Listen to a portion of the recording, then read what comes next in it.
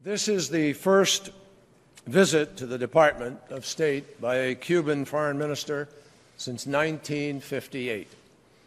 And today marks as well the resumption of normal diplomatic ties between our countries and the reopening of our embassies after a rupture that has lasted 54 years. So it's an historic day, a day for removing barriers. Los Estados Unidos acogen con beneplácito el nuevo comienzo de su relación con el pueblo y el gobierno de Cuba. Estamos decididos a vivir como buenos vecinos sobre la base del respeto mutuo. Y queremos que todos nuestros ciudadanos en los Estados Unidos y en Cuba miren hacia el futuro con esperanza.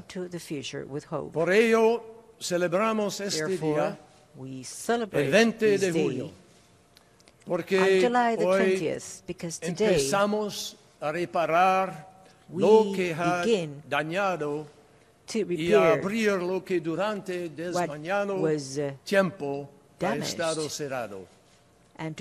Of course, this milestone does not signify an end to differences that still separate our governments.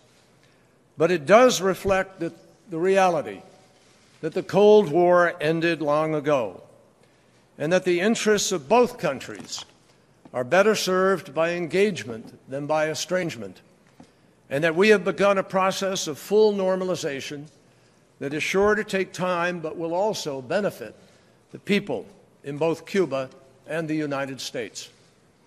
This shared resolve to look ahead is what drove our conversation today and what has brought us to this moment.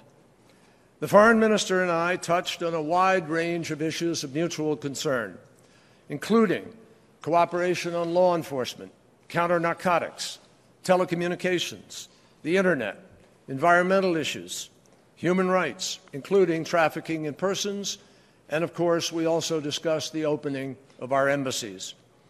We want to make sure that those embassies are able to function fully, and I am confident that diplomats from both countries will have the freedom to travel and to converse with citizens from all walks of life.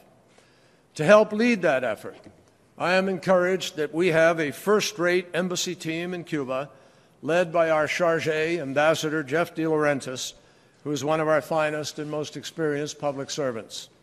And I congratulate Foreign Minister Rodriguez on this morning's opening of the Cuban embassy here in Washington. On August 14th, I look forward to making my first trip as Secretary of State to Cuba and holding a comparable ceremony at our embassy in Havana.